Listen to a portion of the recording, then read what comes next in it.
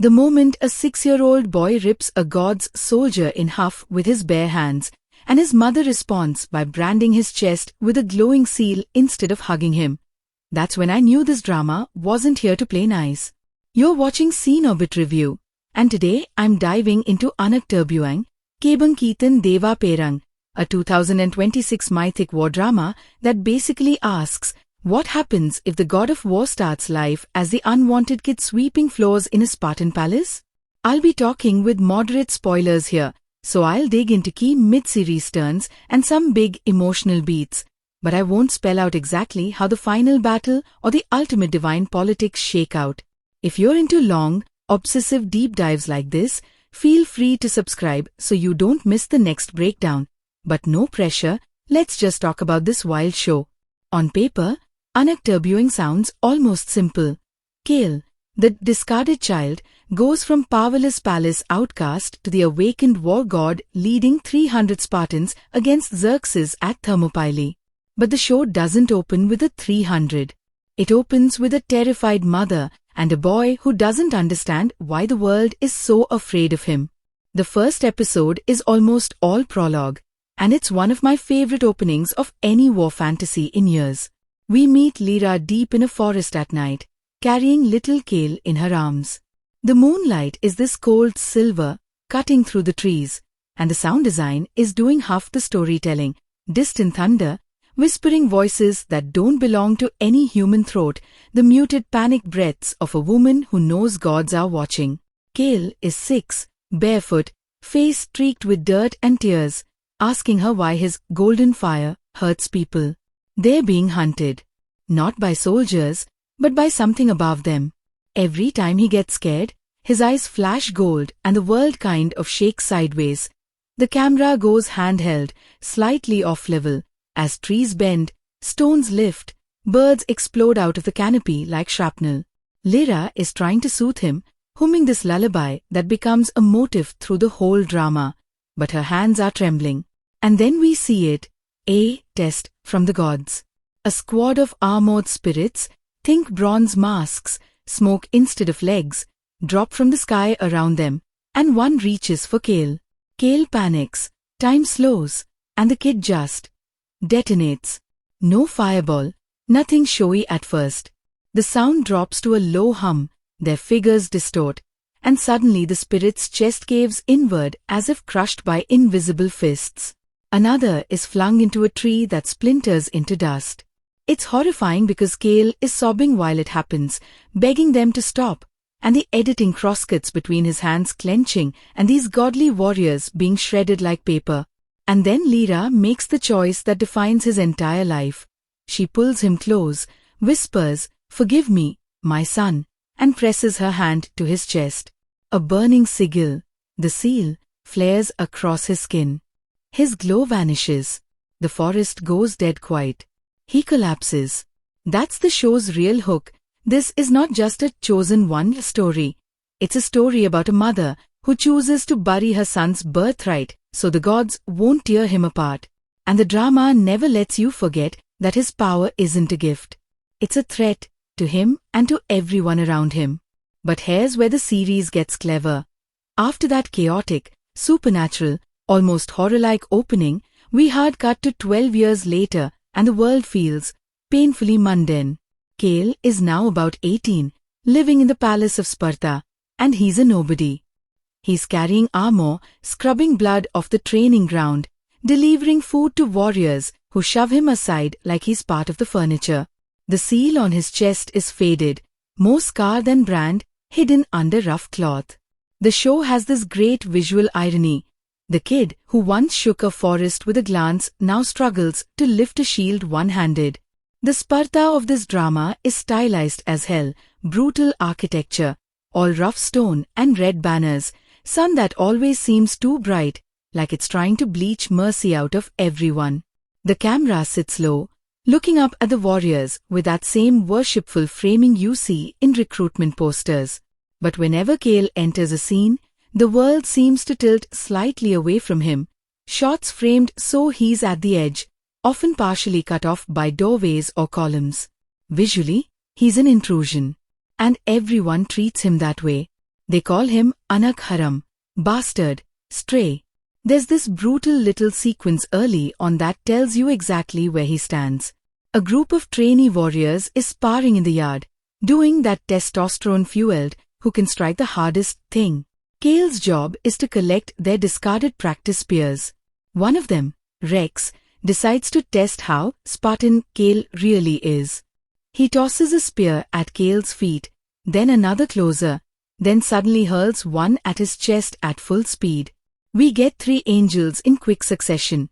The spear spinning, Kale's eyes widening, the warriors grinning because they think he'll flinch and be humiliated.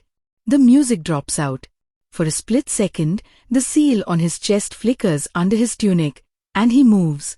It's not full-blown power awakening, but his reflex is too fast, too precise. He snatches the spear out of the air inches before it would have pierced him. The yard goes silent.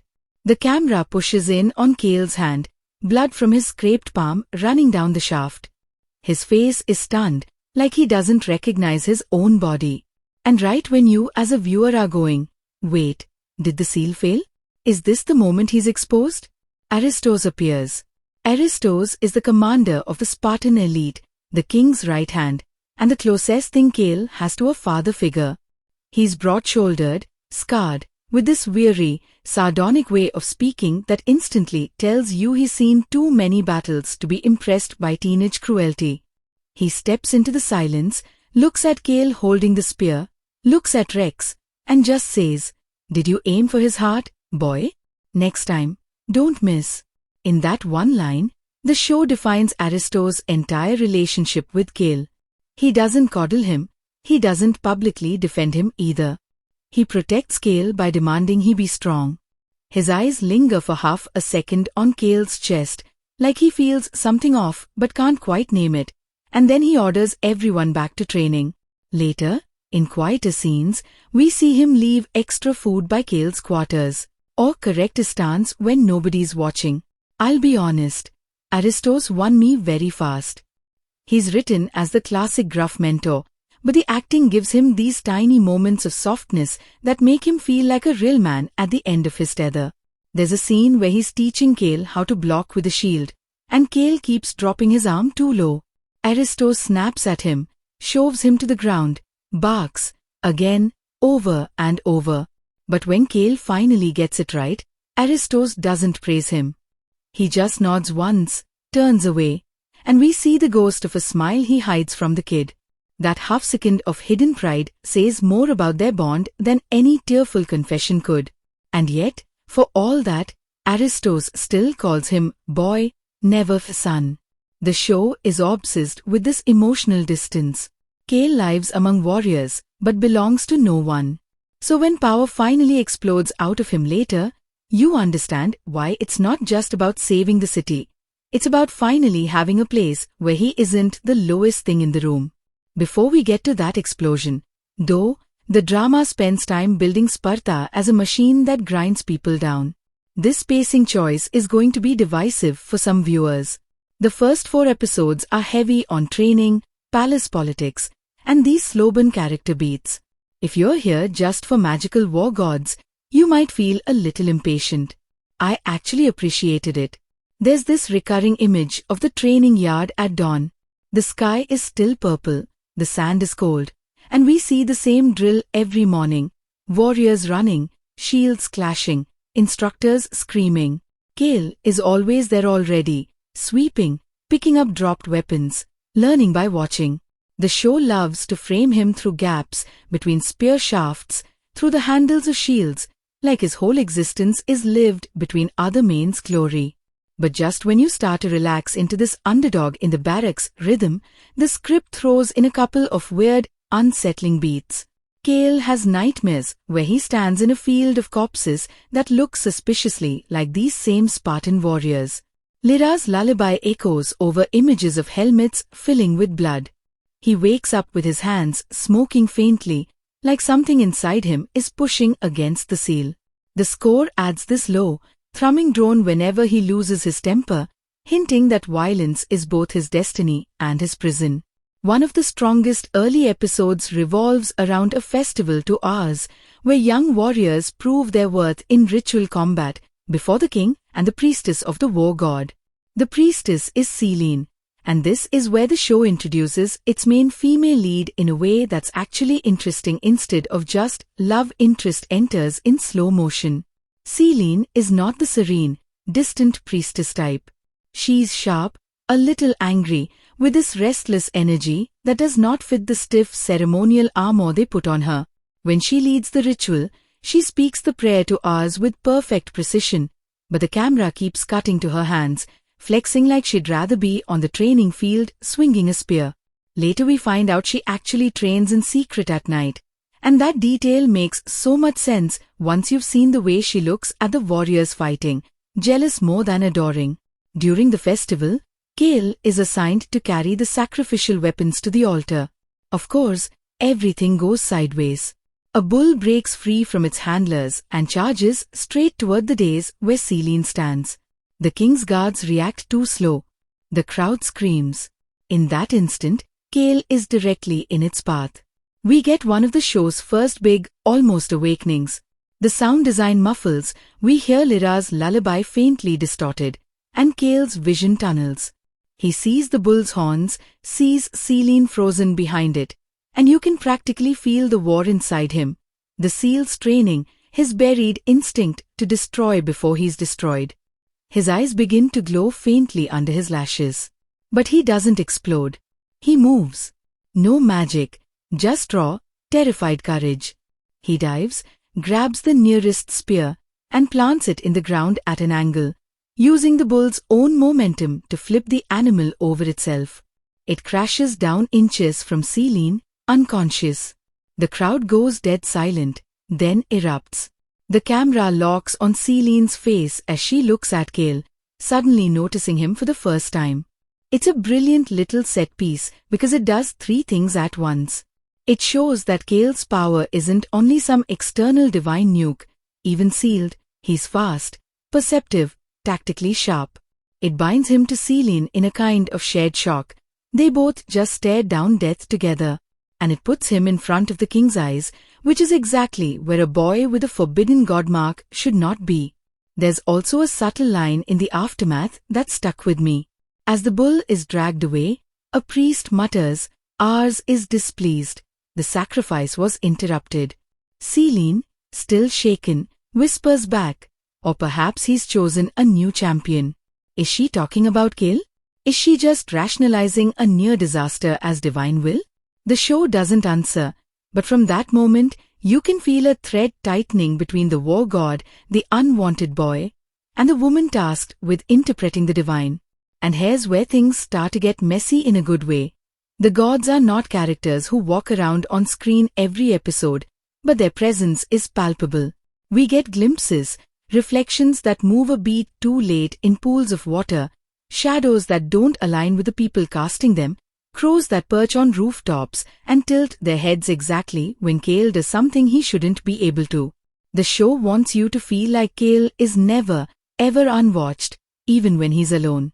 Around episode 5, the external plot starts to really kick in. Xerxes, king of the rival empire to the east, sends an emissary to Sparta with an ultimatum: kneel and pay tribute or be crushed.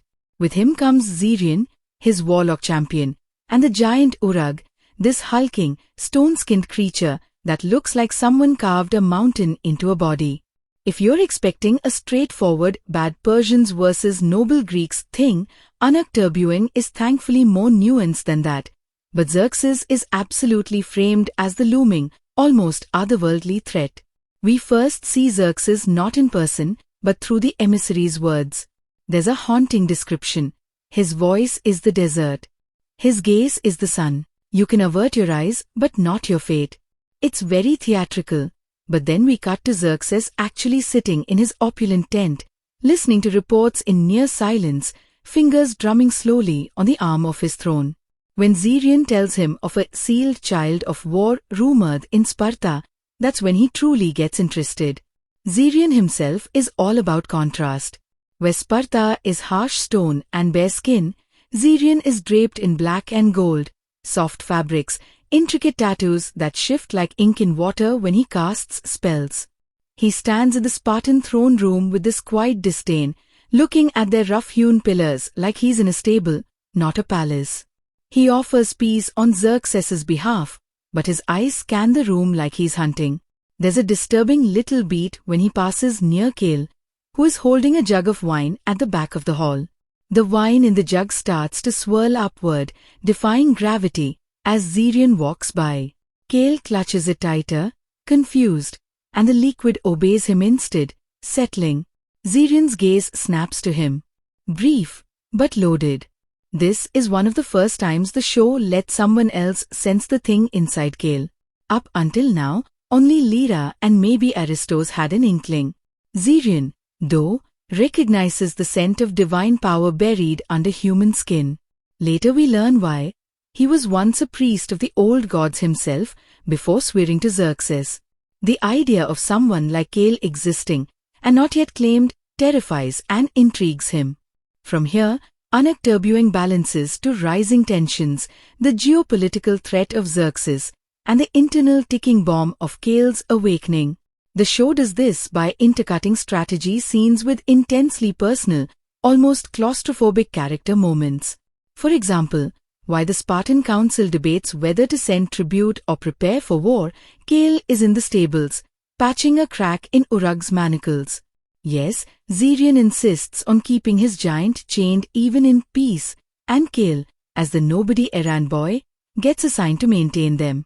Urug is terrifying visually, towering, skin like granite plates, eyes like embers, but the show gives him this odd, quiet dignity. He sits there humming a low, rumbling tune while Kale works. Their interaction is one of those scenes I didn't expect the show to invest in, and it ended up hitting me hard. Kale is obviously afraid. His hands shake as he hammers the buckle back into place. Urug rumbles, "Small thing afraid of big thing?"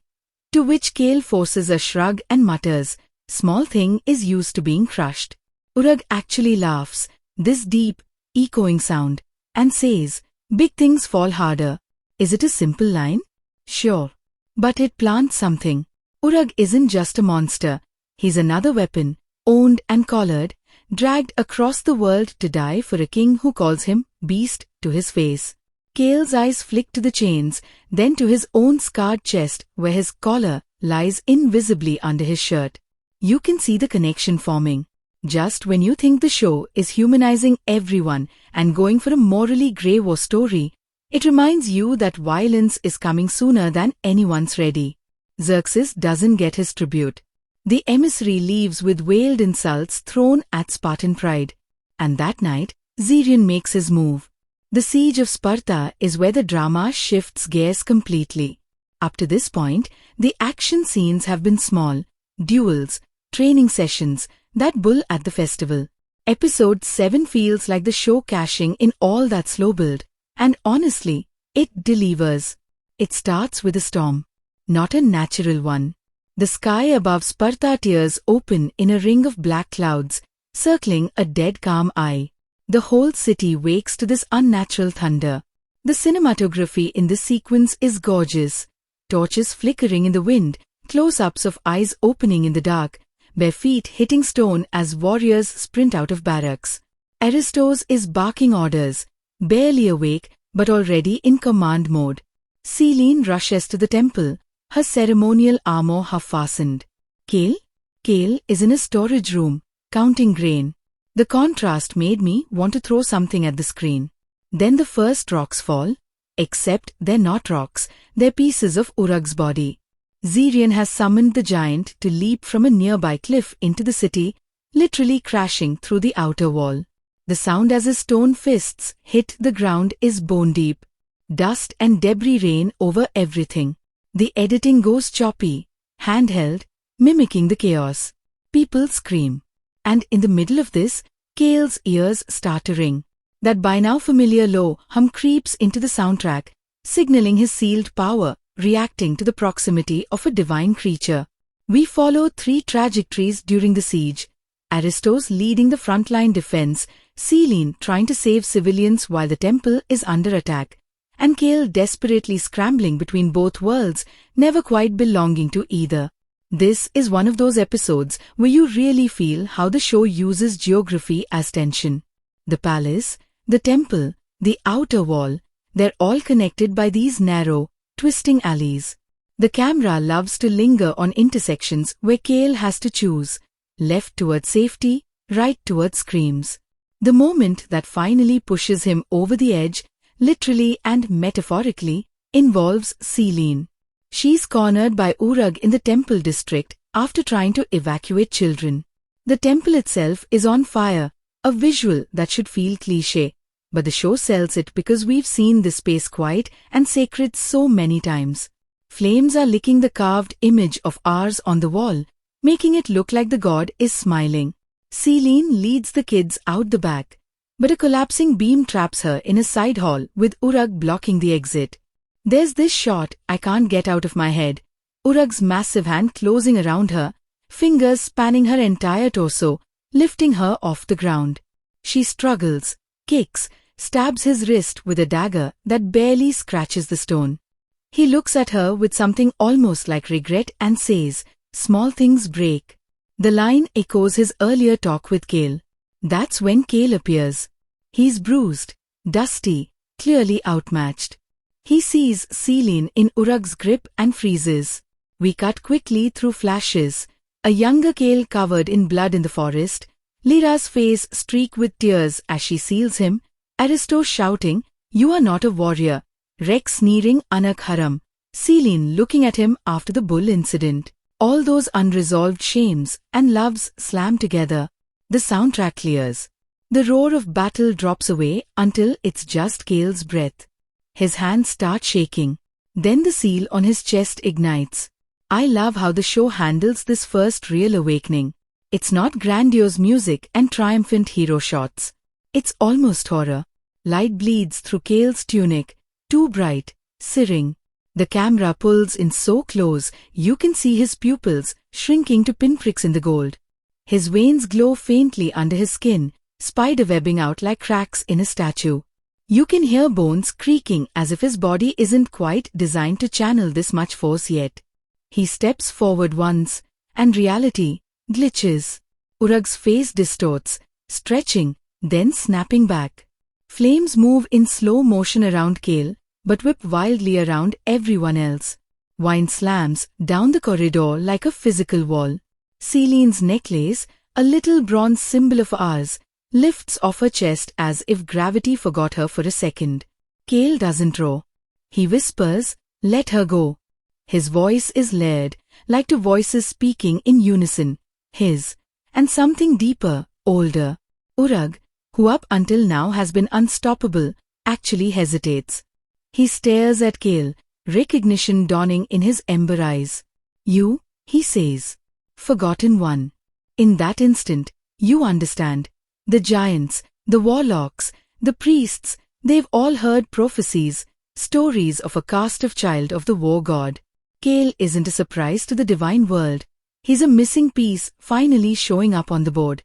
Urag throws Selene aside, not as mercy, but as an attempt to eliminate the distraction.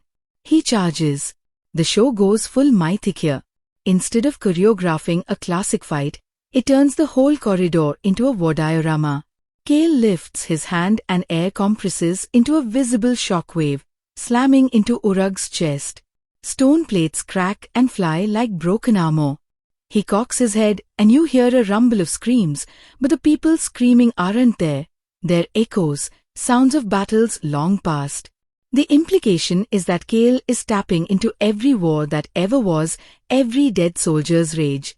He takes another step, and the floor under him fractures outward, lines of molten light racing under the stone. Urag swings a fist. Kale doesn't dodge in a conventional sense. He shifts, momentarily blurring, so the fist passes through an afterimage and slams into the wall. When Kale finally strikes back physically, driving his glowing fist into Urag's chest, the giant's body turns to cracked marble for a split second before shattering into 1,000 burning fragments. It's overwhelming, and the directing leans into that. We're as disoriented as Kale is. The last thing he sees before his power sputters is Selene staring at him, blood on her face, molten light reflected in her eyes. Not terrified, not exactly worshipful either, but like someone seeing the ocean for the first time after living in a desert. Then he collapses, and the war really begins. But before we jump straight to Zirian, there a quieter, eerier beat that I really appreciate the writers including. While Kale's unconscious body lies amid the rubble, we cut to a place that doesn't quite obey normal physics, a kind of battlefield suspended in twilight. It's not heaven, not hell, but a memory space. Swords are stuck in the ground like gravestones, banners flap in a wind we can't feel. And there, sitting on a toppled, blood-stained statue, is Lyra. She looks older, worn, but her clothes are still the simple hunter's garb from the opening. Kale, in this liminal space, is back to being 6. He runs to her, sobbing, "I did it again, Mama. I broke the world." Lyra takes his face in her hands, tears streaming, and says, "No, my son. They made you think you were the breaking. You are the weapon. Never forget who's holding you." It's a tiny scene, a dream or vision, but it reframes everything Lyra did. The seal, the running, the hiding. It wasn't because she feared him. It was because she feared the gods weaponizing him. And that line, "Never forget who's holding you," echoes later when Kale has to decide whether to serve Sparta, the gods, or himself. Then we're yanked back to the siege, where Zirian has realized his giant is dead, and that something in Sparta has just woken up. The confrontation between Kale and Zirian is one of those mid-series clashes that feels like a final boss fight emotionally, even though you know there's more to come. Zirian strides through the ruin-littered streets like he's walking through a temple defiled, robes trailing in the blood and dust. His magic doesn't look like Kale's raw elemental carnage. It's precise, almost surgical. He flicks a hand, and a Spartan spearline shatters mid-thrust. He exhales, and the torches around him extinguish, leaving only the sickly green glow of his ritual tattoos. Aristos tries to hold him off. Their duel is very grounded, shield versus sorcery, and it's agonizing because we know Aristos is outmatched but too stubborn to back down. He charges, using clever tactics, throwing sand in Zirian's eyes, using broken beams as cover. But Zirian barely moves, just redirects force with a bored expression. When Aristos' spear finally gets close, Zirian twists reality around it, and the weapon splinters like glass. The death blow is brutal but strangely intimate. Zirian steps in, puts a hand on Aristos' chest, and whispers, "You trained him well," before sending a surge of dark energy into his heart. Aristos' eyes go wide. For a split second, we see a flicker, Kale as a child, clinging to Aristos' cloak, Aristos watching him sleep in a barracks corner. It's like Zirian's magic dredges up the memories as it snuffs them out. Aristos falls, and the world seems to lurch. This is the moment that absolutely gutted me. I knew Aristos probably wasn't making it to the final episode. He's too mentor-coded. But the choice to have Zirian acknowledge his role in Kale's growth hit harder than any slow-motion death could. Aristos dies knowing two things. The boy he stubbornly trained has become something world-shaking, and that the enemy recognizes that. There's a bitter pride there. Kale arrives just in time to see Aristos hit the ground. He's barely standing himself, still reeling from the fight with Urag, power flickering like a candle in a storm. His eyes meet Zirian's across the carnage. The score strips back to just drums and a low male choir, the kind of sound that feels like a war dirge from the bones of the earth. We don't get a full-blown Kale versus Zirian showdown yet. That's one of the places the series smartly holds back. Instead, we get a sort of test. Zirian raises a hand and sends a volley of spectral blades at Kale, testing his reflexes, his control. Kale blocks some with conjured shields of compressed air. Others nick his arms and face, drawing glowing blood that hisses where it hits the ground. Zirian studies him like a scholar.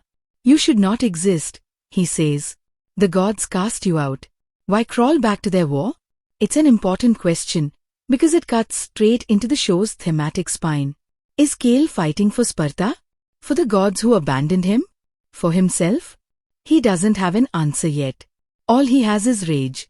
He charges, their powers clash, and for a few exhilarating seconds, the air itself seems to tear.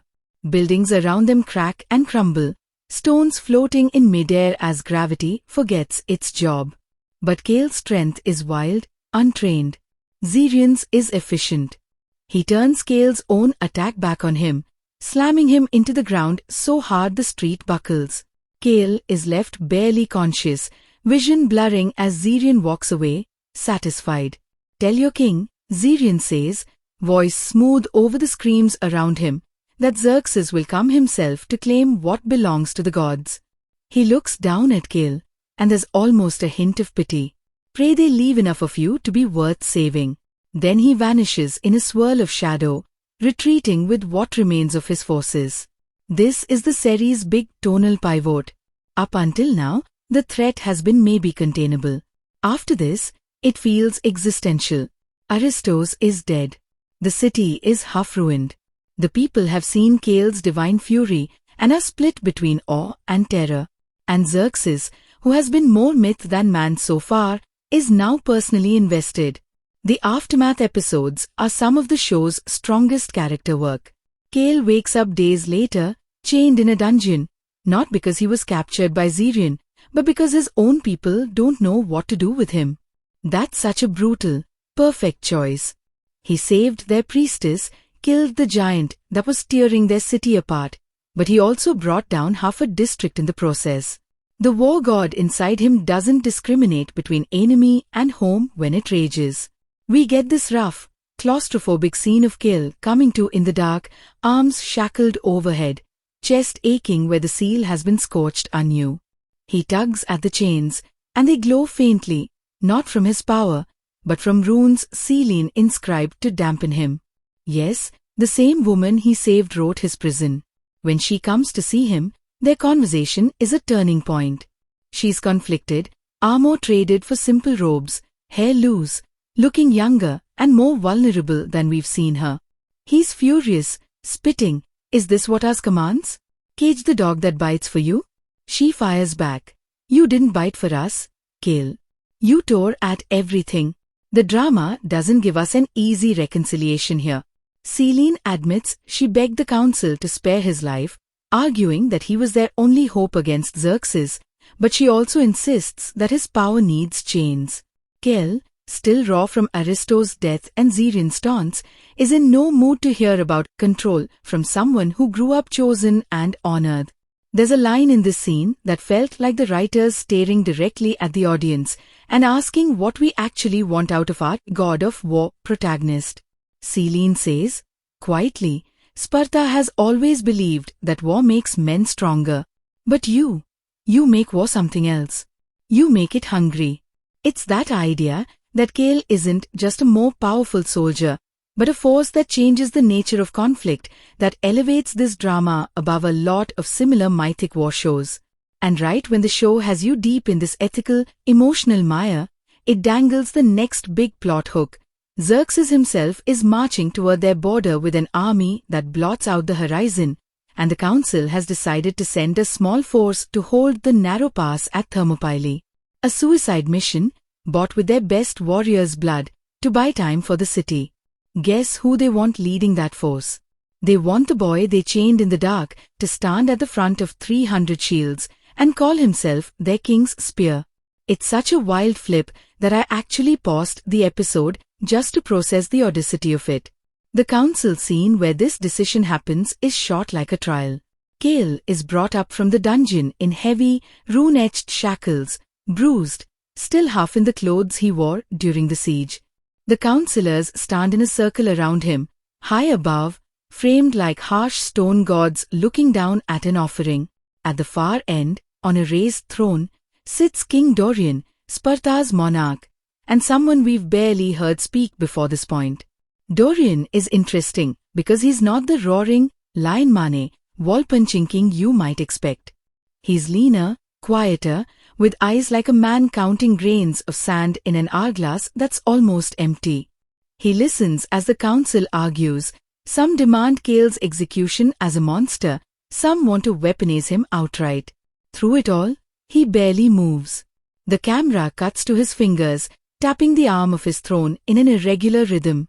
It's the same rhythm the drums use later at Thermopylae.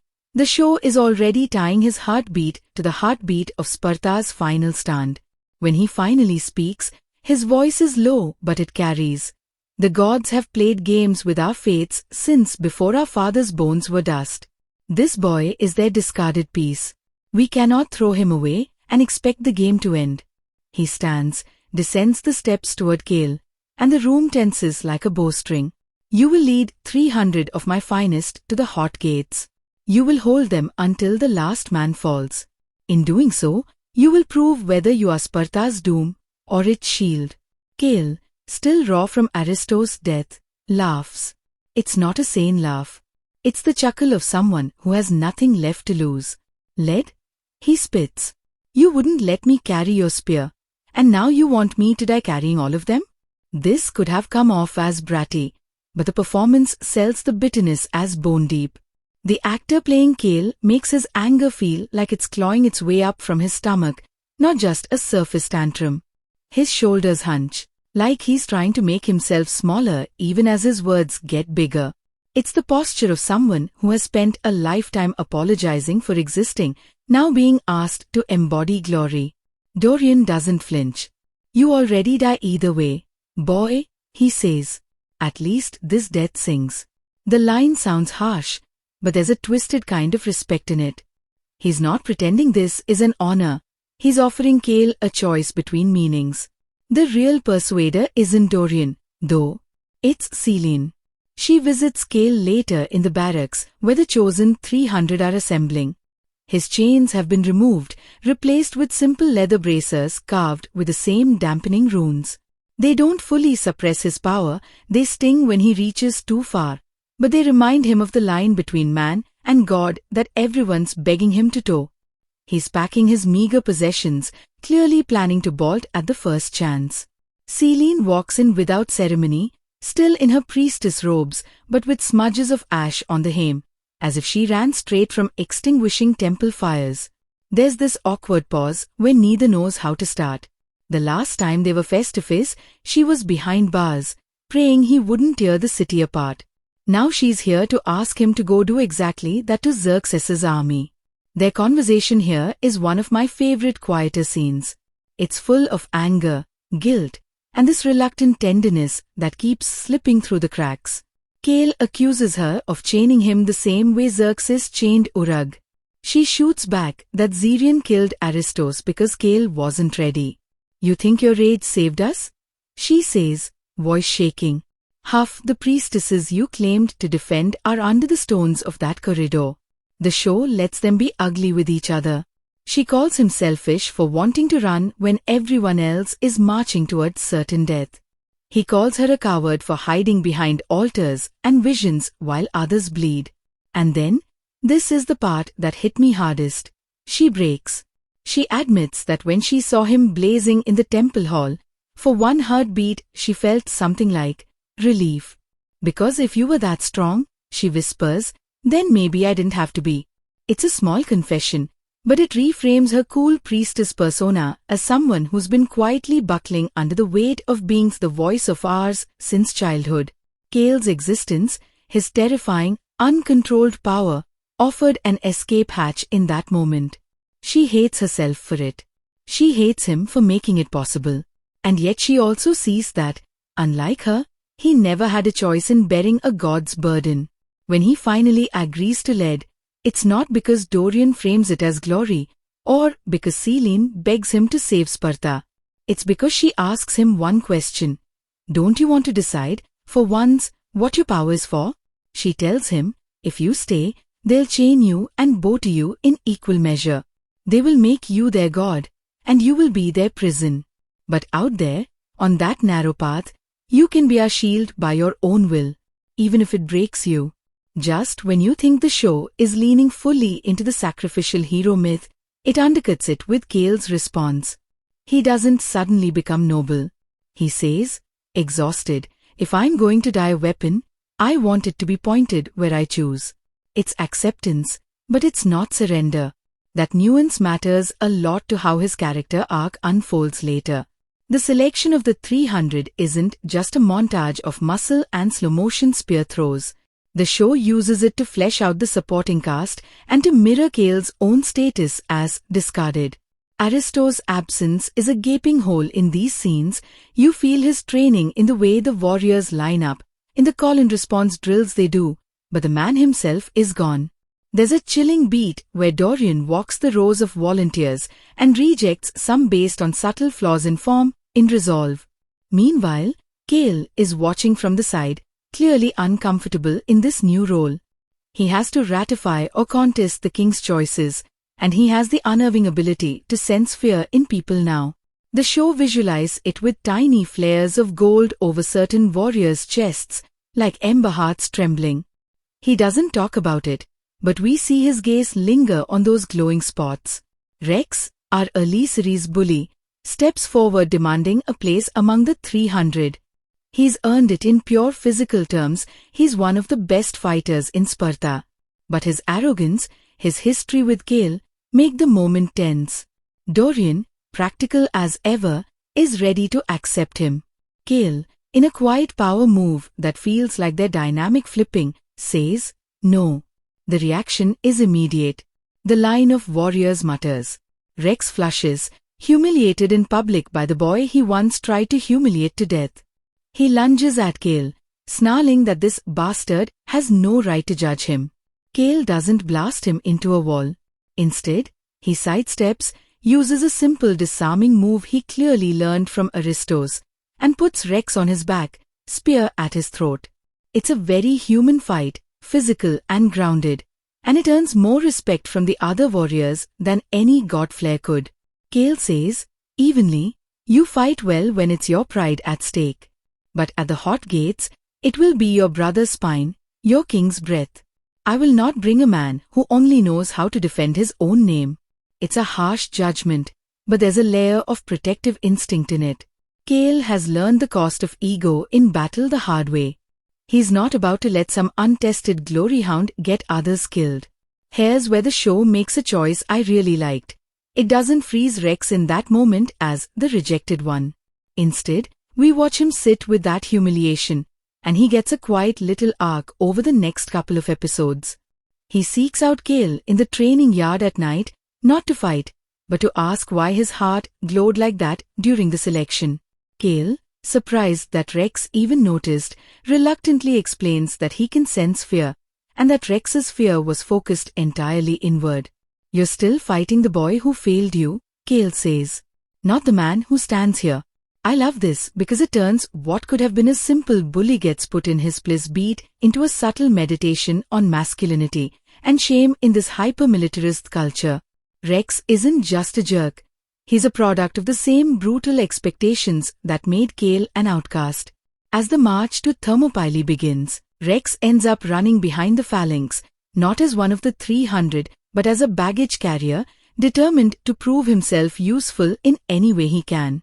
The march itself is where Anak Terbuang really starts leaning into that epic, almost mythic road movie energy. Visually, the shift from the cramped streets of Sparta to the wide, dusty roads of Greece feels like someone opened a window. The light is harsher, the sky bigger. The 300 move like a living wall of bronze and red, shields overlapping, spears pointing forward, dust rising around them like a storm. The cinematography here is stunning. There are overhead shots that turn the marching formation into an arrow cutting through the landscape. There's this recurring image of Kale walking slightly ahead of the line, bareheaded while everyone else wears helmets. He looks exposed, out of sync, and the framing always keeps just a sliver of distance between him and the nearest rank of warriors. Even when he's nominally their leader, he's visually isolated. We get little vignettes along the way that flesh out who these men are. One is an older veteran, Demachos, who fought under Dorian's father and limps on an old wound. Another is a very young soldier, barely more than a boy, named Pyrrhon, whose hands shake when he sharpens his spear. Kale gravitating toward them during campfires tells you the kind of leader he's instinctively becoming. He's drawn to the broken and the frightened, the discarded even among the elite.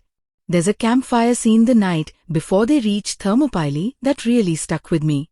The warriors are trading stories of home, trying to outdo each other with tales of stubborn wives and impossible children.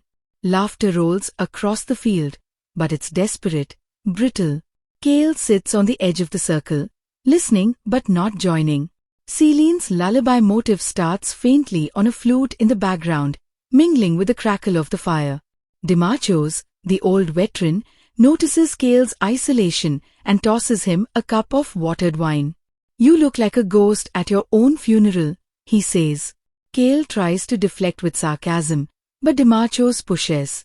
"You can turn rivers with your eyes," they say. "Can you not turn your feet toward this fire?"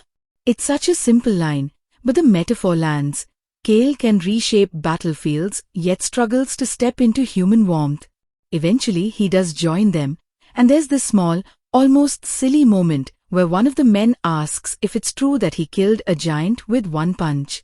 Kale says, "No," and there's a beat of disappointment before he adds, deadpan, "It took 3. The whole group erupts in laughter, partly from the joke, partly from the relief that this terrifying godling can actually be funny. That tiny bit of humor is like a pressure valve. The series had been so heavy, so drenched in destiny and doom, that hearing Kale make a dry joke genuinely made me exhale for the first time in episodes. It's also the first time we see him consciously using his myth to comfort others instead of repelling them. But of course, warmth by the fire can only last so long. As they get closer to the pass, the tone shifts. The score introduces this new motif, a low, dissonant horn that sounds whenever someone mentions Xerxes' numbers. Rumors fly, tens of thousands, hundreds of thousands, an army that drinks rivers dry. The 300 become a smaller and smaller speck in the frame, swallowed by the looming cliffs of Thermopylae. Speaking of Xerxes, this is where the drama finally lets us spend real time with him, and I want to talk about how surprisingly restrained that portrayal is. When we first see him in full, he's riding in a chariot at the center of an impossible column of soldiers, banners stretching to the horizon. The camera starts waist level, showing only the jewelry, the intricate armor, this cascade of gold chains. Then it tracks up to his face. He's not a screaming madman. He's tired. Comfortable, yes, swathed in luxury. But there's a deep fatigue around his eyes, like conquest stopped being thrilling a long time ago. When Xerion informs him that Sparta has sent a mere 300 to block his way, he doesn't roar with laughter. He just smirks, says, "Men who know they march to death do not count themselves, Xerion. They count what they protect." It's an unexpectedly respectful line. Xerxes is arrogant, but he recognizes valor when he sees it. He also recognizes opportunity. If the cast of Child of War stands among them, he muses, then the gods have put all their pieces on one narrow square. His plan becomes not just to crush Sparta, but to capture Kale, to present the war god's vessel as a trophy or a bargaining chip. There's a short, chilling sequence where Xerxes walks through his war camp at night, past rows of tents and foreign soldiers, and pauses before an empty iron collar that once held Urag. He rests his fingers on the cold metal and says softly, "I lost a mountain and gained a storm." The implication is clear. Kale has replaced Urag in Xerxes' mind as the ultimate prize. It also humanizes Xerxes in a very twisted way. He does grieve his weapons when they're shattered. Not because they were people to him, but because they were part of the empire he built. And then we arrive at Thermopylae. Visually, the hot gates are spectacular. The pass is a narrow, jagged wound between sheer cliffs, with steam rising from sulphurous springs, turning the air hazy. The water bubbles up in pockets around the battlefield, leaving patches of slick rock that later factor into the combat choreography. The color palette cools here, less of Sparta's scorching reds, more slate grays and sickly yellows from the steam. It feels like the world itself is sweating. Kale stands at the very mouth of the pass, staring out at the distant glimmer of Xerxes' approaching army. Behind him, the 300 form up, shields locking with a heavy, satisfying clunk that the sound designers absolutely milk. Every time that phalanx comes together, you feel the weight of it in your chest. What I love about the first day of battle is how deliberately the show holds back Kale's power. If you came in expecting him to just nuke the entire front line in a blaze of golden light, Anak Terbuang is almost stubborn in refusing that. Instead, it gives us a masterclass in tension. Human tactics first, gunfire as a last resort. The initial charge is brutal and grounded. Xerxes sends wave after wave of infantry into the narrow choke point, and we get these meticulously choreographed sequences of shields pushing, spears thrusting, bodies piling. The camera stays mostly at human eye level in the crush of it. You feel the claustrophobia, sweat, blood, the grunt of effort as men strain against each other like tectonic plates. Kale is right in the thick, shield up, spear darting in and out. Every time he slips, every time his eyes flicker gold in the strain, the runes on his bracers flare and he winces, forcing himself to fight as a man. There's a moment when the phalanx starts to buckle under sheer pressure. A Persian axe finds its way into the gap between two shields, cleaving into a Spartan's shoulder. The line ripples. Kale feels the panic rising like a tide. The sound design drops to a dull thud, his heartbeat loud in the mix. He could, right then, push outward with his power and blast the enemy back. You see it in his posture, the way his foot digs in, the ground trembling slightly.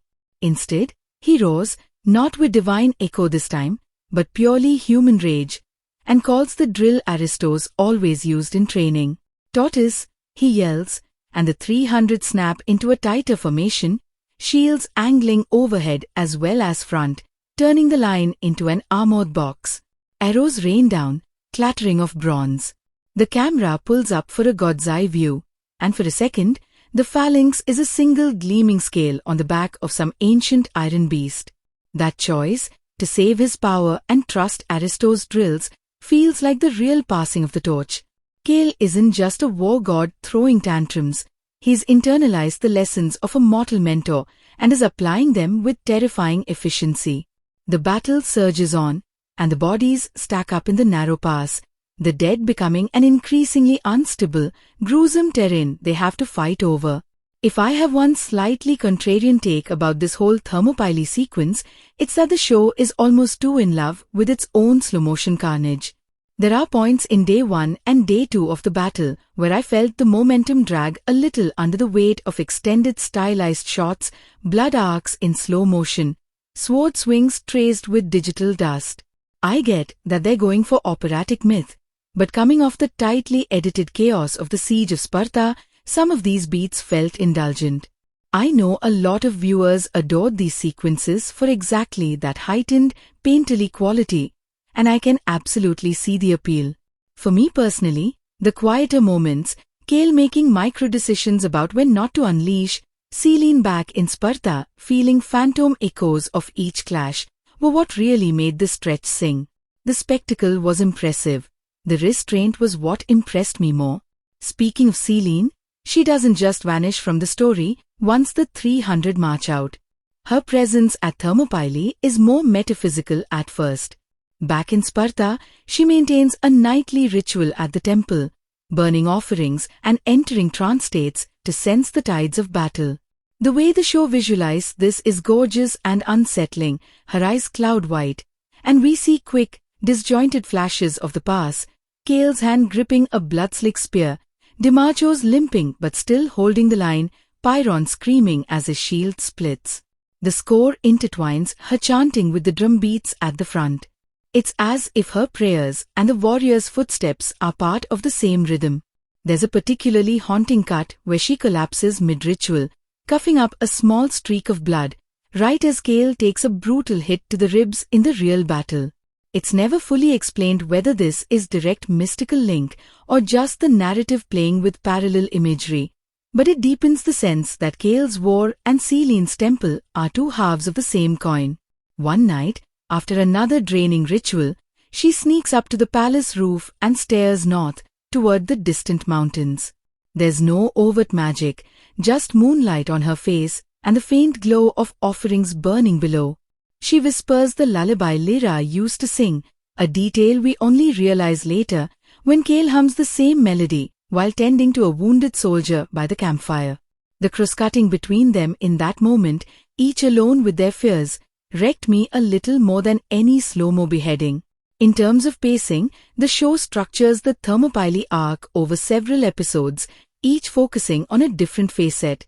The first day's battle of attrition, a nighttime negotiation, the introduction of new enemy units like the Immortals, and finally the creeping betrayal that threatens to make all their sacrifice meaningless.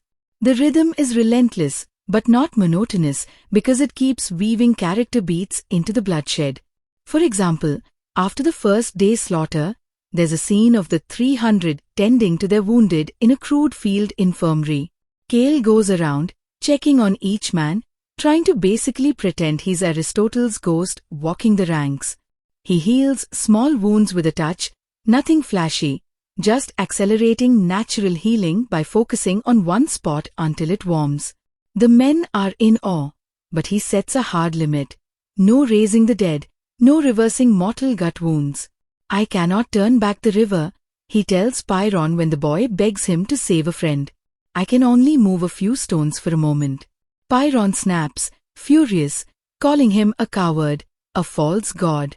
It's a brutal little confrontation because the kid isn't wrong from his perspective. If Kale has the power of a war god, why shouldn't he break all the rules for them? Why is he letting comrades die one caught over why he pretends at humanity? Kale's reply is quiet, resigned. Every life I pull back will crack me further. Sooner or later, there will be nothing of me left but the war. That was the moment I realized how much this show is about the cost of miracles. It's easy to cheer for the big power displays, but Anak Terbuang keeps nudging you to consider the erosion of self underneath each one. The acting in this scene sells that erosion so well. Kale's face looks older here, more lined, his eyes carrying so many deaths that his body hasn't yet endured. We also need to talk about Zirion's role during these battles, because he's not just some cackling mage on a hill. He's actively engaged in countering Kale's every move, and their cat-and-mouse dynamic becomes almost more interesting than Xerxes versus Dorian. One night, under a moon veiled in thin clouds, Zirion walks alone to the edge of the Persian camp, staring into the darkness of the pass. He lifts his hands and conjures illusions, spectral Spartans marching, Kale's silhouette flickering in and out. He's trying to model his enemy, to anticipate the war god vessel's choices. His tattoos pulse, projecting ghostly phalanxes that clash and crumble in the air before him.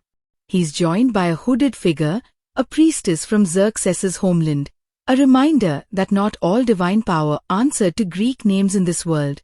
They speak in low tones about the abandoned child of battle.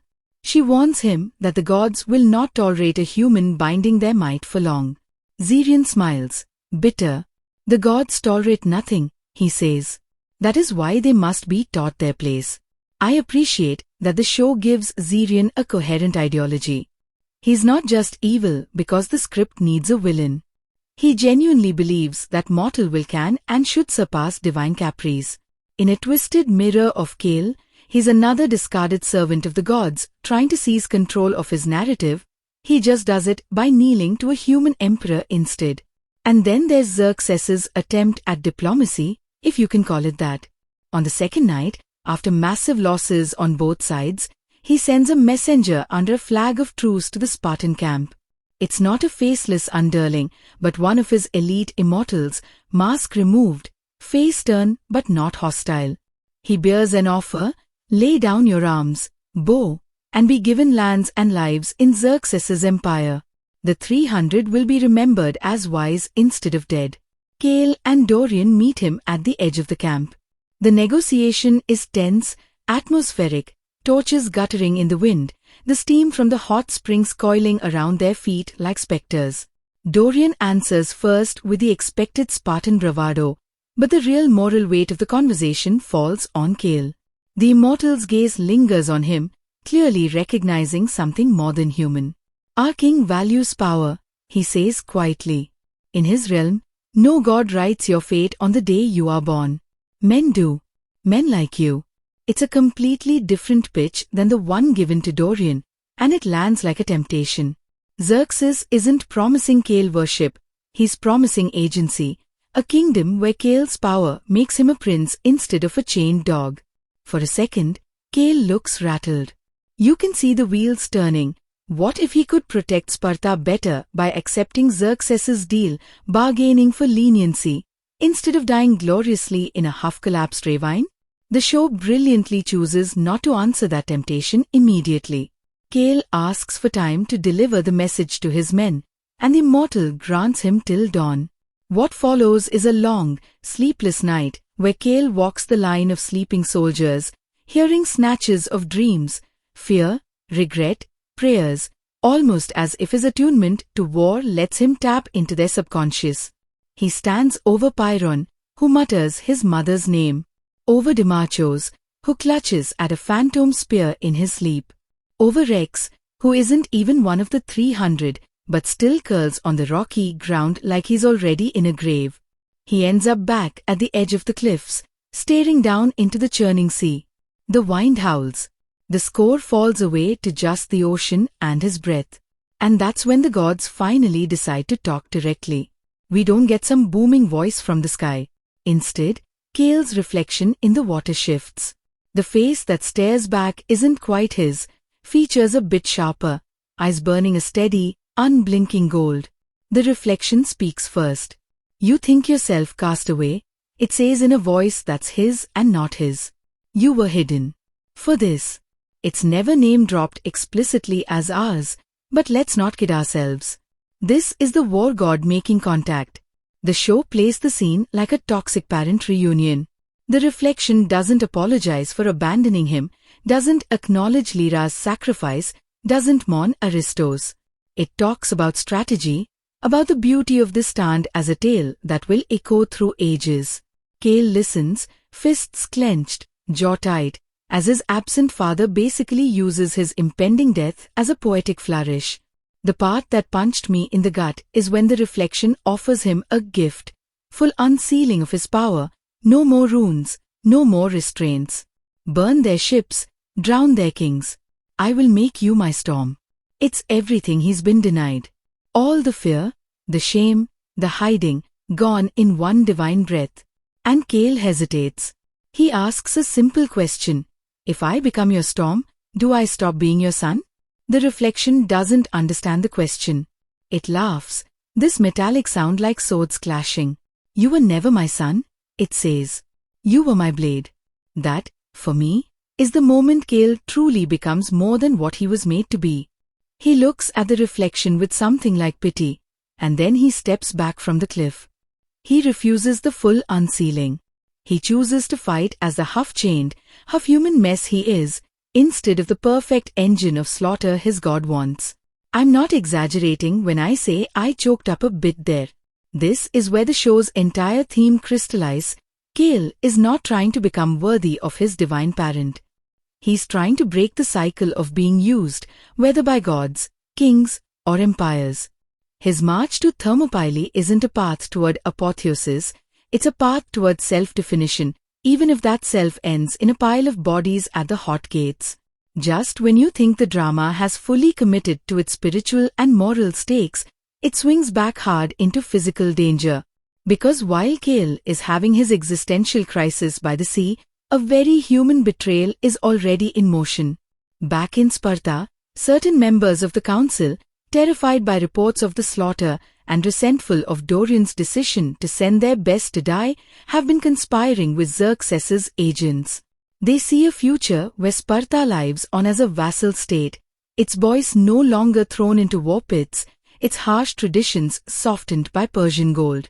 To secure that, they're willing to reveal the secret goat path that flanks Thermopylae and allows Xerxes to encircle the 300.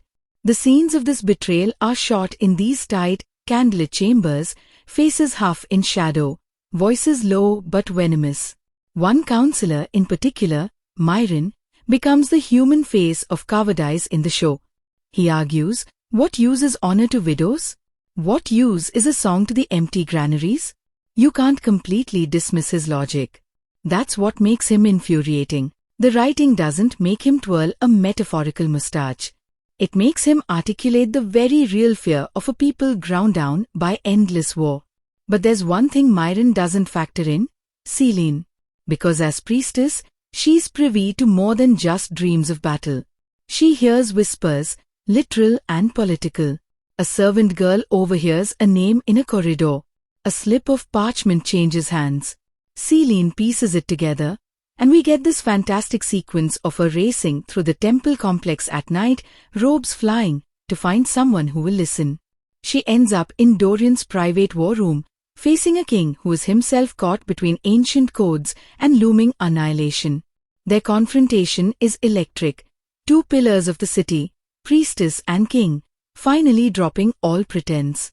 She accuses him of clinging to glory while his people die. He throws back that the gods speak through her mouth but will never pay the price of their commands. He ultimately believes her about the betrayal.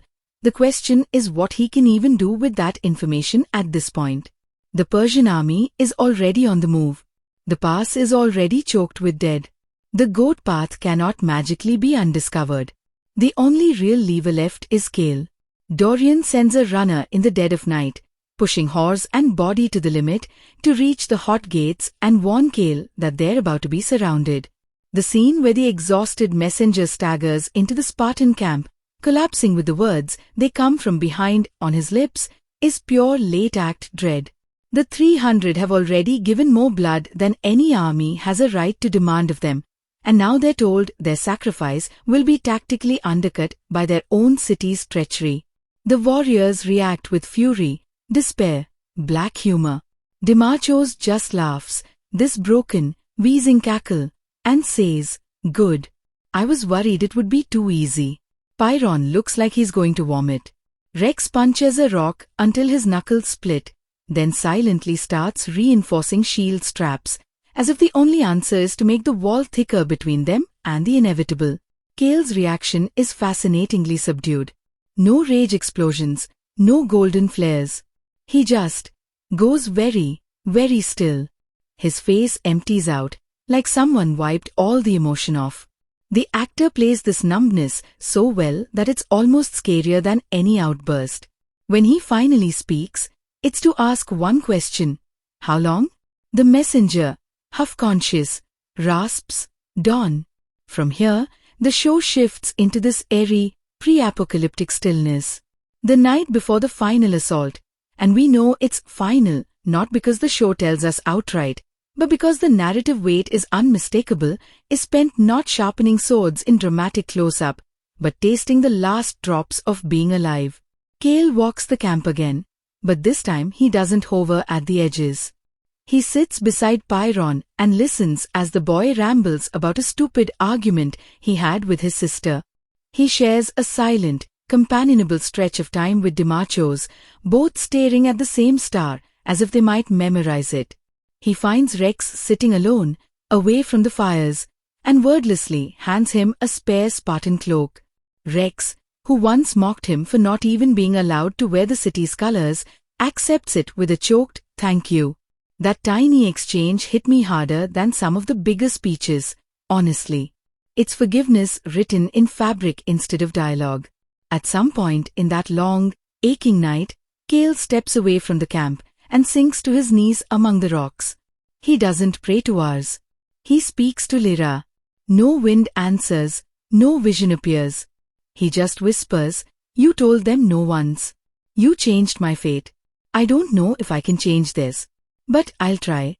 This is where my notes honestly turned into a mess of scribbles and underlined phrases, because the emotional layering here is so dense. You've got the personal, Kale trying to live up to his mother's defiance; the communal, the 300 facing their own erasure; the cosmic, gods treating this like a spectacle; and the political, Sparta's betrayal poisoning any notion of pure heroism. Somehow, Anak Terbuang juggles all of that without collapsing under its own weight. And just as the first light of dawn begins to gild the cliffs, the horns of Xerxes's army sound from both sides of the pass. The final stand at Thermopylae deserves its own deep dive, the choreography, the intercutting with events in Sparta, the way the show frames each fall. But that's getting into the territory of how this war actually ends, and how Kale's story bends or breaks around that ending. For now, I want to linger just a little longer in this moment before clash, because this is where the show's themes are loudest and its visuals most deceptively quiet. There's a shot of Kale standing at the very front of the Spartan line, flanked by Demachos on his right and Pyrrhon on his left, Rex a row behind. The camera pulls back slowly, revealing Xerxes' forces swelling in the distance, a dark tide. Steam from the hot springs blurs the horizon, making it look like the two armies exist in different worlds that are about to slam together.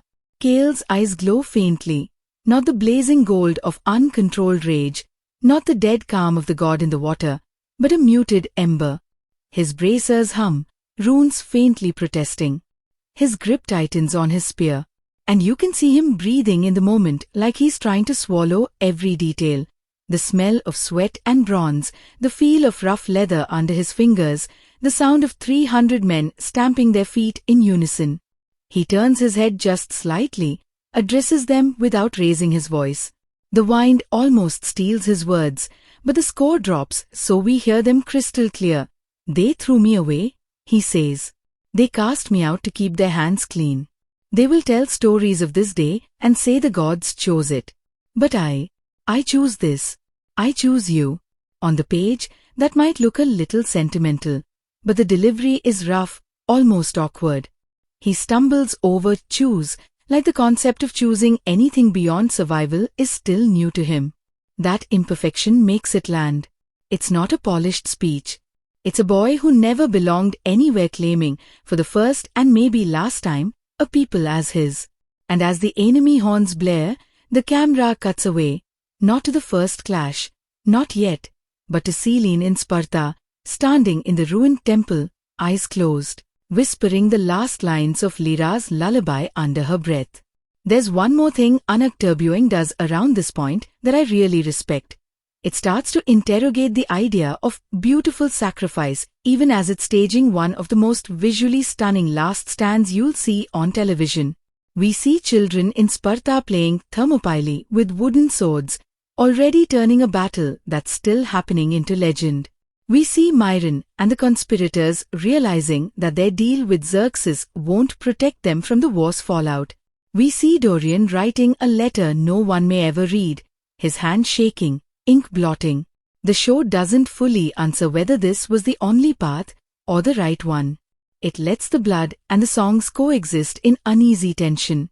And all of that is before the really wild stuff with the gods truly stepping onto the board, before Xerxes and Kale meet face to face, before Selene makes a choice that, yeah, we're going to have to talk about that, and about what kind of ending the story dares to reach for rather than the easy, glorious one. The clash, when it finally comes, hits like a held breath turning into a scream. Xerxes sends his elite first this time, not the regular infantry. The immortals advance in polished black armor, shields painted with stylized skulls, spears tipped in something that glints poisonously even in the low dawn light. Behind them, war drums pound a rhythm that feels almost ritualistic, like they're offering the Spartans up to their own war god. Kale doesn't step back. He steps forward. There's this unbelievable tracking shot where the camera locks behind his shoulder as he runs, following him straight into the collision of the two lines.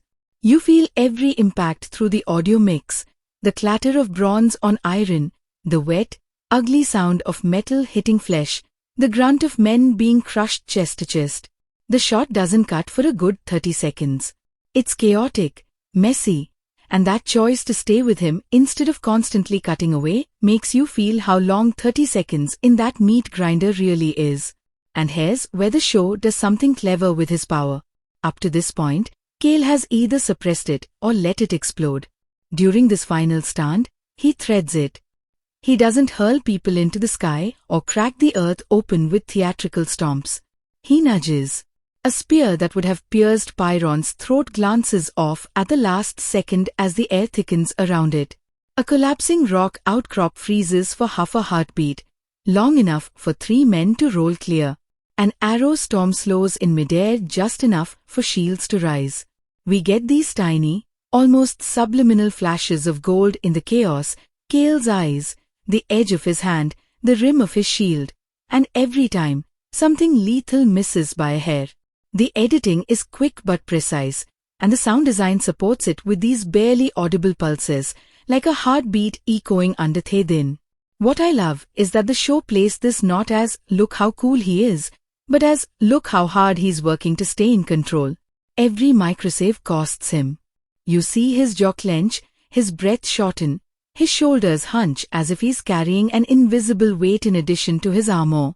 The bracers burn into his skin, smoke rising from the leather. By the time they've repelled the first wave, his arms are shaking. Just when you think they might actually hold indefinitely through sheer stubborn human will plus some controlled divine cheating, Zirian steps in to ruin everything. He appears behind the mortals like a shadow coalescing, robes trailing through the blood-soaked mud without picking up a stain. His tattoos blaze, and with a single gesture, he turns the piled corpses in the choke point into a weapon. The dead Spartan and Persian bodies rise in a grotesque wave, a writhing, mindless mass that surges forward toward the 300. It's one of the most disturbing images in the whole drama. These are the men we've watched laugh around fires, seen glimpses of as they wrote letters home, now being puppet against their own brothers. The camera doesn't flinch.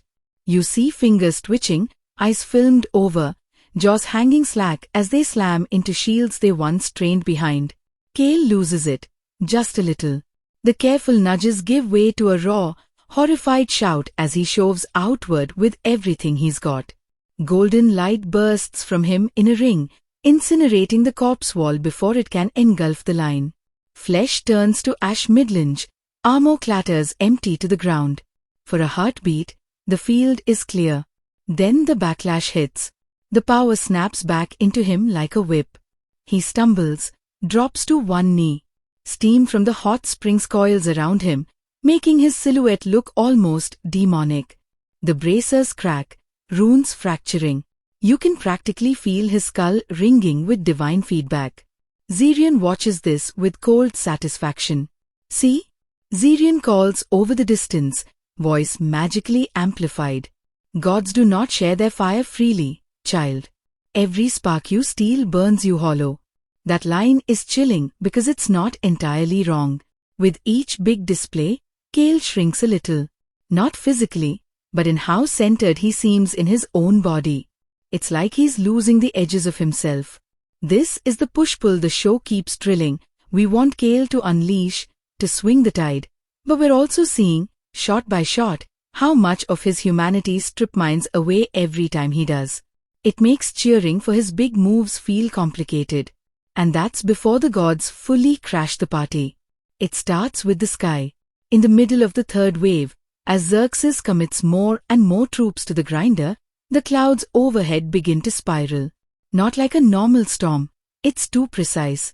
The steam from the springs is drawing upward, forming a column that pierces the sky, piercing through layers of cloud like a spear.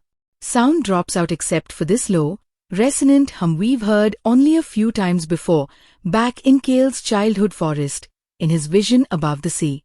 Sparks of gold and red flicker within the spiraling vortex, lightning without thunder. Men on both sides start to falter, glancing up. Xerxes himself, watching from a distant ridge in his ornate chariot, rises to his feet, eyes narrowed. The vortex collapses downward in a beam that slams into the middle of the battlefield. When the dust clears, there's someone standing where the beam hit. We never get a full, clean close-up. The camera refuses to treat this figure like a regular character. We only see pieces. Sandaled feet leaving scorched prints. A hand absently toying with a spear that's definitely not made of any earthly metal. A profile carved in hard, unforgiving lines, eyes like twin suns that burn out the lens whenever we get too close. Ours is here, not as a whisper in water or a reflection, but in flesh. The reaction is immediate and horrifyingly telling. Both armies freeze. Some Spartans drop to one knee instinctively, years of religious conditioning kicking in.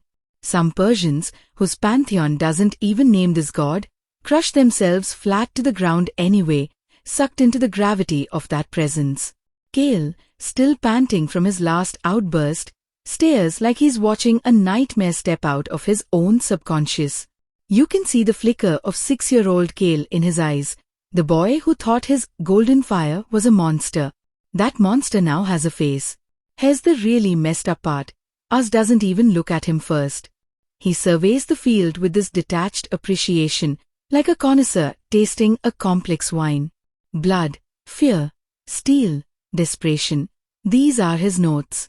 He comments, in a voice that rolls over both armies without shouting, "It has been long since a mortal king shaped such a pretty death." His gaze lands on Xerxes in the distance, then on the Spartan line, then, finally, on Kale. "You were meant for this," he says to Kale, like someone noting a tool finally being used correctly. There's no affection, no regret, just that same brutal utilitarianism from the reflection scene, now multiplied by a god's physical proximity. We could spend another 20 minutes just on how this appearance reframes the whole concept of fated war in the drama. But there's a twist here that yanks the story out of pure divine spectacle and shoves it back into human hands. Because Selene arrives. This is the part one did not expect. Up until now, she's been confined to spiritual support and political maneuvering within Sparta. Her presence has always been powerful, but distant from the front. The show had kind of trained us into thinking, okay, priestess is equal to altar, warrior is equal to battlefield. When she strides out of the steam, armor strapped over her priestess robes, hair braided back, spear in hand, it feels like a rule of the world just got broken. She must have ridden hard all night to reach them. The horse that brought her lies dead near the edge of the pass. She's trembling from exhaustion, but the set of her jaw is iron. Ars turns his head, watches her approach with mild curiosity. "Little voice," he says, "you have left your altar." Selene stops between him and Kale, physically inserting her mortal body into the line of sight of a god.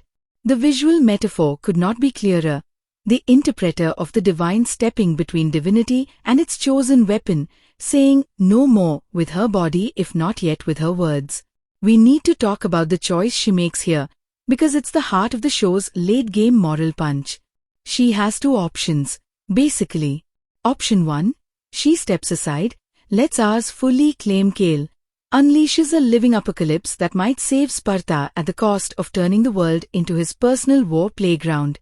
Option 2, she denies her god, cuts off Sparta's divine blessing, and trusts in human courage alone, almost certainly condemning everyone at the hot gates to die faster.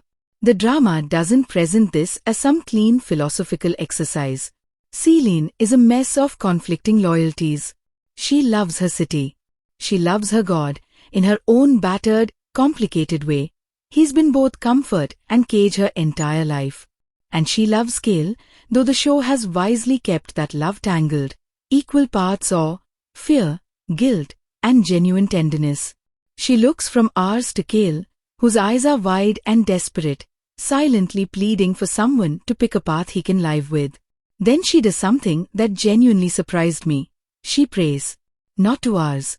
To Lyra. She drops her spear, falls to her knees right there between god and weapon, and calls on the name of a mortal woman.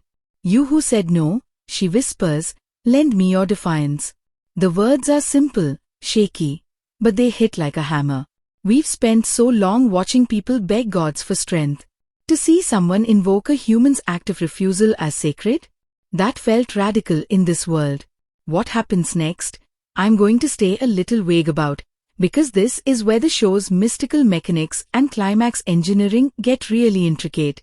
But broadly, Selene uses the last shred of a sanctioned connection to Ars to reroute the flow of his power.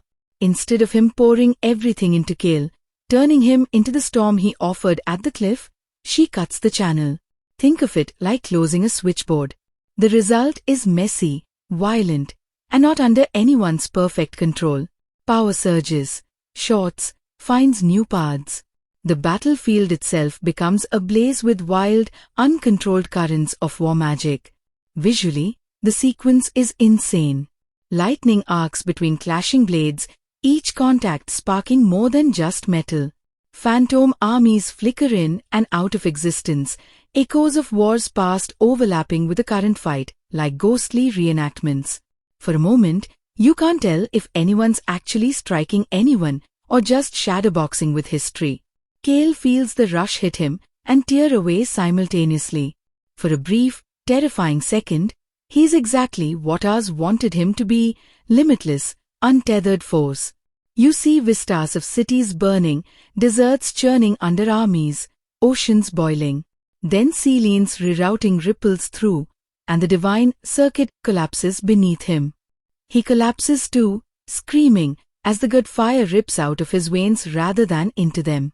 It pours into the ground, into the springs, into the blades of countless men on both sides, dissolving the neat line between chosen and ordinary. That's as much mechanical detail as I'll give. The specifics of where that power goes and how it shapes the end of the battle are worth experiencing in the moment. What matters emotionally is this: Selene chooses to break the monopoly. Ours doesn't get his singular, obedient weapon. Xerxes doesn't get his prize godling. Sparta doesn't get its tidy myth of one golden-eyed savior dying for them. Instead, war itself gets democratized in a weird, horrifying way. Everyone in that narrow pass carries a sliver of the god's fury. Everyone pays the price. But here's the thing that might surprise you if you're expecting pure grimdark. Anak Terbuang doesn't end in utter nihilism. The final confrontation between Kale and Xerxes, when it eventually comes, is not just about who has more fire left in their bones. It's about stories. They don't meet on the front lines swinging swords. They meet in the aftermath, in a space that feels half real, half liminal. I won't over-describe the staging, except to say it's intimate. Xerxes is stripped of his usual visual overwhelm, no gleaming armor, no massive armies at his back. Kale is likewise defanged physically, drained, barely able to stand. They talk. Xerxes, who could have been a caricature, finally gets to lay out his worldview directly. He speaks of empires as ways to tame chaos, of the gods as children needing discipline, of his belief that only by centralizing power, be it military, divine, or mythic, can the world escape endless little wars. In his mind, annexing Kale is an act of mercy, of governance. Kale, who has spent the whole show ricocheting between being used and resisting, stands there and, for once, doesn't react with rage. He reacts with wariness and clarity. He tells Xerxes that every time someone like him gathers all the power for the good of all, it is always the discarded, the Anak Terbuang, who get ground under the wheels. Their exchange is written with this heavy, bitter wisdom that feels earned. I leave the specifics of how that conversation ends, and who walks away from it, to the show itself. Just know that it doesn't opt for an easy, one-sided, "you were purely evil, I was purely right" send-off. It lets the idea of empire and of godhood remain complicated even as it comes down definitively on the side of those who said no to being turned into symbols. Emotionally, the ending lands in that bittersweet, chest-aching zone I'm a sucker for. Not everyone makes it out. This is Thermopylae. You know going in that the body count is going to be brutal. But the show is careful about how it frames those deaths. It doesn't revel in them. It doesn't aestheticize every last breath under a heroic filter. Some die messily, off to the side, unnoticed by anyone but us. Others go out with one last sardonic quip. A few get the slow, significant farewell shot you'd expect. The final images focus less on who falls and more on what survives, and in what form. A broken spear propped in the rocks like a makeshift marker. Children in Sparta tracing the outline of a golden-eyed warrior in charcoal, only to have Selene gently take the charcoal away and teach them to draw a whole line of soldiers instead. A distant hill where, years later, a traveler pauses at a small, weathered stone with no name, only the faded carved symbol of a seal like the one Lyra gave her son. I will admit, there's one particular shot in the last 10 minutes that absolutely wrecked me. It involves Kale's old broom from the palace and a choice Selene makes about where to place it. That's all I'll say, because the quiet of that moment depends on you not seeing it coming. But yeah, this is the part where my notes just turned into all caps, nope, and underlines. In a good way. Zooming out from the plot, I want to talk about what this drama is really chewing on under all the blood and gods. At its core, Anak Terbuang is obsessed with agency. Who gets to choose how power is used? Who is allowed to step onto the field and who is told to stay behind the altar? It sets up a world where war is literally deified, then keeps asking, what if we stop treating war like weather and start treating it like a series of human choices? Lyra's decision to seal Kale. Selene's decision to break the seal's logic. Dorian's choice to send the 300. Myron's choice to betray them. Xerxes' choice to see people as pieces. Kale's stubborn, evolving insistence on deciding why he fights, not just how. The symbol of the seal is doing so much work here. As a kid, Kale's seal is protection. It hides him from hungry gods. As a teen, it's shame, the mark of his difference. On the battlefield, it becomes a question mark, a visible reminder that his power is, and always will be, contested territory. The show plants that image over and over, the scar glowing, burning, fading. By the end, what it stands for has changed so much that you can track his entire character arc just by how the camera frames that bit of skin.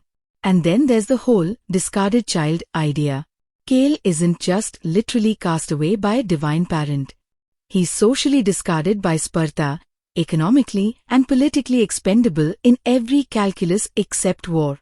The drama keeps pairing him with other discarded types, Urag, Rex, Pyrrhon, even Xerion in a twisted way. It's building a quiet coalition of people who were never meant to be central to anyone's story, and then asking what happens when they intersect. I really appreciated how the show handles masculinity in this context. Sparta is brutal, hyper-masculine, all about strength and suppression of weakness. But the most powerful men in the story, Kale, Dorian, Xerxes, Xerion, Aristos, are all spiraling around different kinds of vulnerability. Aristos' tenderness toward Kale is hidden but real. Dorian's shaky hand when he writes that letter hints at fear under the Iron Crown. Xerxes' midnight walk to Urag's empty collar shows a grief twisted by empire. Xerion's bitterness comes from having his own spiritual devotion exploited. None of them are ever allowed to say, I am afraid, outright, but the performances let it seep through. On the technical side, I can't overstate how much the cinematography and sound elevate this story. The show has a knack for shifting visual language when it shifts emotional gears. The early palace scenes are shot with slightly longer lenses, compressing space and making everything feel cramped. The Siege of Sparta uses handheld, jittery cameras to throw you into chaos. Thermopylae gets wider lenses, longer takes, letting the landscape itself act as a character. The color grading is thoughtful too. Lyra's forest is all muted greens and desaturated earth tones, almost fairy tale dreary. The palace is sun-bleached and harsh, reds popping aggressively against stone. The divine moments, R's appearances, Kale's full flares, wash everything in sickly golds and whites that feel more searing than beautiful. It's like the show is saying, you think godlight is warm? It's not. It hurts. Editing-wise, there are a few spots, again, where I think the show loves its slow-mo a little too much. Some of the later battles linger on hero shots that don't add new information emotionally. But overall, the cut choices are sharp when it counts. That unbroken shot into the first immortal clash, the cross cut between Selene cuffing blood and Kale taking that rib hit, the match cuts between Lyra's forest and Thermopylae's team, those all feel meticulously designed. And the score. The score is doing quite wizardry. We've talked about Lyra's lullaby as a motif, weaving through Kale and Selene's arcs like a shared thread. But there's also a distinct war motif that evolves. Early on, it's just raw drums, simple, Spartan. As Xerxes enters the story, strings and choral elements from his culture's musical palette layer in, creating this sonic sense of two war traditions clashing long before swords meet. When ours manifests, those motifs are distorted, like someone playing them on instruments made of bone. There's also this brilliant use of silence. The show is not afraid to drop all music and let a scene sit in raw sound. Kale's question to his reflection god at the cliff, "Do I stop being your son?" lands the way it does because everything else is stripped away for a beat. Same with Celine's whispered prayer to Lyra at the hot gates. The choice to deny those moments a swelling orchestral backing is so smart. It makes them feel like real, fragile decisions, not preordained script beats. As for performances, whoever plays Kale in this internal canon deserves awards. He sells the transition from meek, hunched palace drudge to battle-scarred near-deity with tiny physical shifts. Early on, his hands always hover ready to protect his chest, covering the seal. Later, he leads with his chest in battle, turning what was once a mark of shame into literal forward momentum. His voice deepens not just in pitch, but in certainty.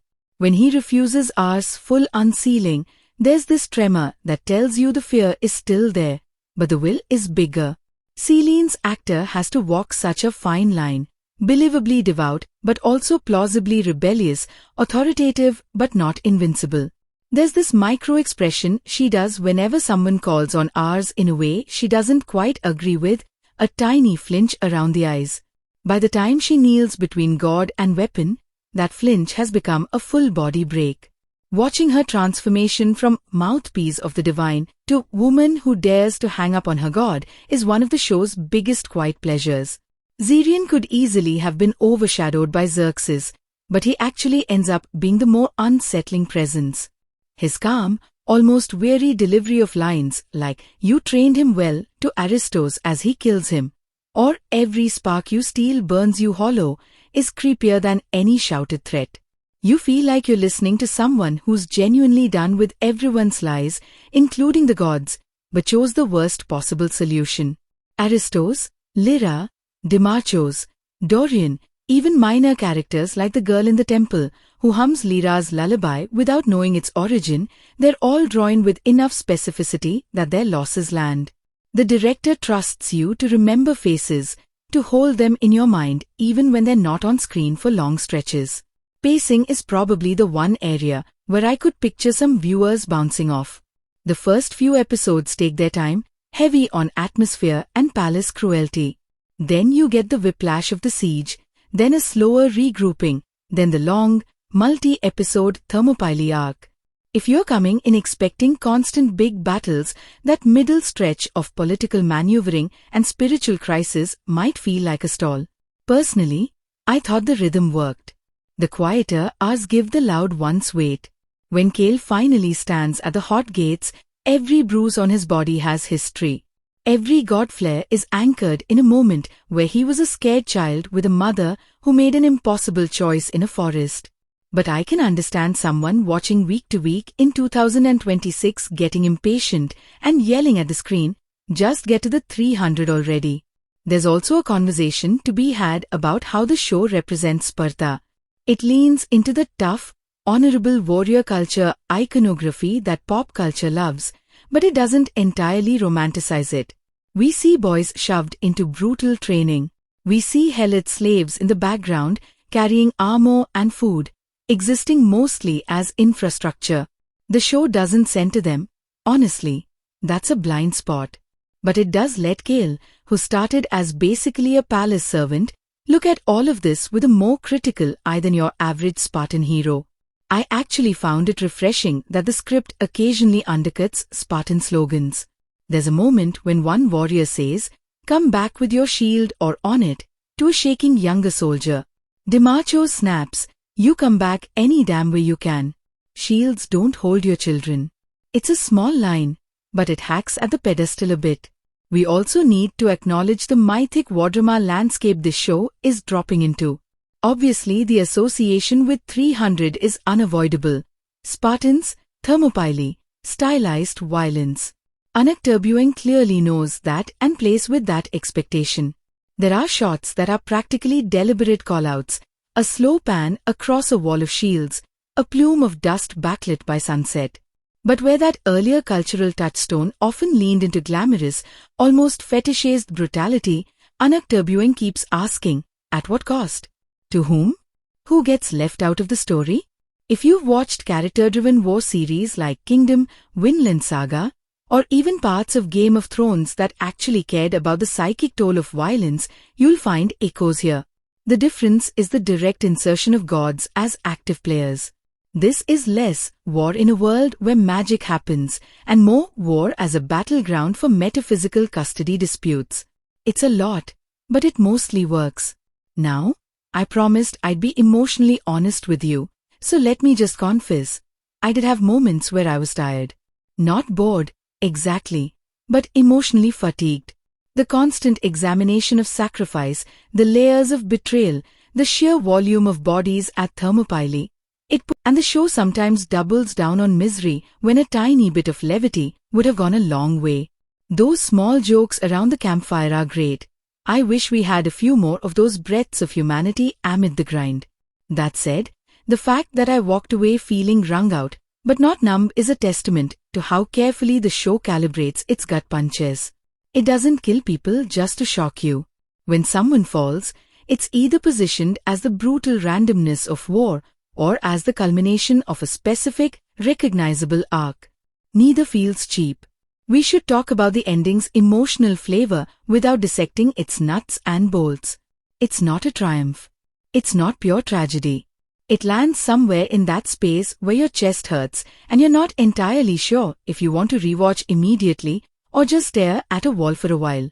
Some threads are left open on purpose. We don't get a tidy epilogue of, and then Sparta became X, Xerxes did Y, the gods learned Z. Instead, we're given snapshots, a glimpse of a new religious practice in Sparta that centers ordinary warriors more than deities, a hint that news of the 300s stand has traveled east in a mutated, mythic form that even Xerxes can't fully control, a shot that suggests ours may not be as untouchable as he thought. As for Kale, the show gives us an ending that feels like the only honest one for a character like his. It neither deifies him into some untouchable legend nor drags him into the dirt as a warning. It acknowledges the enormity of what he's done, the pain he's caused and prevented, and then lets him be, in the final frames, something closer to human than he's ever been. I refuse to say more than that, because if you've come to care about him the way I did, you deserve to discover exactly how his last scene plays without my voice in your head. So where does all of that leave us? For me, Anak Terbuang Kebangkitan Dewa Perang is one of those shows that's going to hang around in the back of my mind for a long time. Not just because of the big war set pieces or the god versus human showdowns, but because of smaller, stickier images. Lyra's shaking hands as she draws that seal on her child's chest. Aristo's turning away so Kale won't see his proud smile. Celine's knuckles white around a ritual knife as she decides whether to cut the cord between God and city. Rex wordlessly taking that spare cloak. Pyron screaming at Kale to perform another miracle, and then sobbing when he realizes he can't. As a whole, I loved this drama. Not in a "it's perfect, shut up about its flaws" way, but in the sense that it aimed high, asked hard questions, and cared more about its characters' souls than about looking cool. And it still looked cool a lot of the time. If you're the kind of viewer who wants clean, easy heroism, chiseled men shouting slogans, gods clearly on one side, battles that end with the good guys standing tall, this might frustrate you. It complicates everyone, including itself. It lets Sparta be both admirable and cruel. It lets Kale be both savior and danger. It lets Celine be both devout and defiant. It refuses to tell you exactly how to feel about us showing up on that battlefield. That ambiguity is the point. If you love war stories that interrogate their own mythology, if you've ever watched something like Vinland Saga or The Last Kingdom and thought, I wish there were actual gods in this debating with the humans, this will probably be your jam. The same goes if you're drawn to character studies of people who were never meant to be heroes trying to define heroism for themselves. On the flip side, If you're allergic to magic in your historicals, or if godly intervention as a plot device just makes you roll your eyes, you might bounce off the metaphysical stuff here. The drama leans all the way in. The gods aren't background flavor. They're invasive, opinionated, and occasionally literally stomping into scenes. For me, that elevated the emotional stakes, but I could see someone preferring a more grounded, humans-only take on the 300 myth. Content-wise, be prepared, it's violent. Not gleefully, but unavoidably. Limbs get lopped, guts spill, heads roll. The camera doesn't always cut away. It's not torture porn, but it's not sanitized either. The psychological heaviness is just as intense. If you're not in a place where you can handle a lot of death, sacrifice, and complicated parent-child stuff, maybe save this for later. Thinking about comparisons, even though this is its own beast, I'd say if 300's aesthetics, Vinland Saga's introspection, and some of the divinely messy family politics of something like God of War had a child raised on Southeast Asian melodrama pacing, you'd get something like Anak Terbuang. It's big, it's operatic, but it's also weirdly intimate. What's going to stick with me the most? If I had to pick one thing, honestly, it's the through line of no that runs from Lyra to Celine to Kale. In a genre that often glorifies destiny and chosen ones, this show is weirdly in love with refusal. Lyra saying no to the god's claim on her son. Kale saying no to being just a blade. Celine, in that impossible moment, saying no to a god she spent her whole life serving. That repetitive, stubborn, terrified no feels like the real divine spark here, not the golden glow in Kale's eyes. And on a purely selfish level, there's one more personal confession I'll add. I didn't expect to care this much about a background broom. When you get there, you'll know exactly what I'm talking about. I will not emotionally recover from where they left that thing. If you've made it this far into this breakdown, first of all, you're as obsessed with this stuff as I am, and I love that for both of us. You don't have to agree with every take I've thrown at you. Maybe you thought the slow-mo was perfect, or you read our role in a totally different light, but that's the fun of shows like this. They give us a thick enough text to argue with. If you haven't watched Anak Terbuang yet, and you somehow stuck through all these moderate spoilers, I still think there's so much in the late game I haven't touched in detail. Specific twists in the final fight, the exact price Celine pays for her choice, the way Kale's last scene is framed, that you can absolutely go in and be surprised. The emotional scaffolding is what I've been talking about. The exact architectural flourishes are for you to discover. If you have watched it, I'm curious where it hit you hardest. Was it Aristo's death? Lyra's forest? Celine between god and boy? Pyrrhon's anger? Xerxes walking through his camp? Drop it in the comments, because I genuinely want to know which parts burrowed under your skin. This has been Scene Orbit Review, getting entirely too worked up over fictional war gods and discarded kids. If you enjoyed hanging out in this headspace with me, you know the drill. Hit like if you feel like it. Subscribe if you want more long, ridiculous deep dives into dramas that break our hearts a little. Either way, thanks for letting me rant in your ears for a while. I'll see you in the next one. Until then, take care of the parts of yourself the world try to throw away. Those might just be the parts that change everything.